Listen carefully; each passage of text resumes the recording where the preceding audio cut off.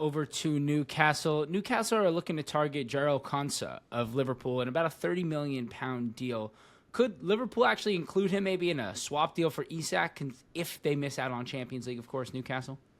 Yeah, look, if it is going to happen, if there is going to be a deal for Isak, then I think there would be some player swaps from whatever club it is that's going to do that. And I think if Liverpool's going to put a bid in, that would be part of it. I think there's definitely going to be Newcastle looking to rebuild the squad.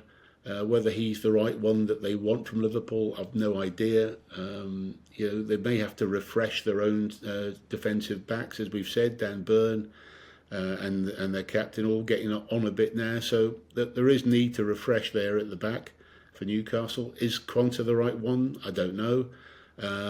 Just because clubs offer players as swaps, I always worried about it because you've got to wonder why they're prepared to let them go. And I always question player swaps from that point of view, unless it's a player you've already identified that you want, and then it fits. But if it just happens to be one that's offered, I'd be questioning it. I don't necessarily think he is the right solution for Newcastle, and I don't think Isak would go. I don't know. It's Arsenal, Liverpool. I think he may end up staying at Newcastle, as we've said. So we'll see. But look, it's going to be a fascinating transfer window coming up because, as we've seen, the league is bunching up in a number of clubs. In that sort of from third, fourth, fifth, sixth, seventh, eighth, ninth, tenth, even. A lot of clubs now looking to try and improve and go forward, and they're all going to have some money, and it's going to be a fascinating transfer window this summer. And Manchester United COO Colette Roche has emerged as a candidate to become Newcastle's CEO. Would this potentially be a good appointment given the experience at Old Trafford, or maybe experience at Old Trafford isn't the best thing right now?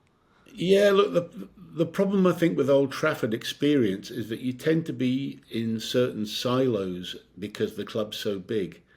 Most other clubs you become a bit more of a generalist and you get a lot more exposure, if you like, to all the different areas of the club because there is not so many staffing. That's what, luckily at Aston Villa and Everton, I was exposed to everything that went on in the club.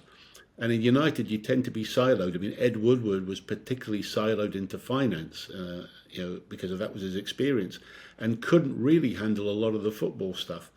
Now, Colette, I know, has had a slightly broader experience, but still, I would say that's the one weakness that she would have, is that she may have just been focused on certain key areas. I believe a lot of it's to do with football operations side. But everybody speaks very highly of her.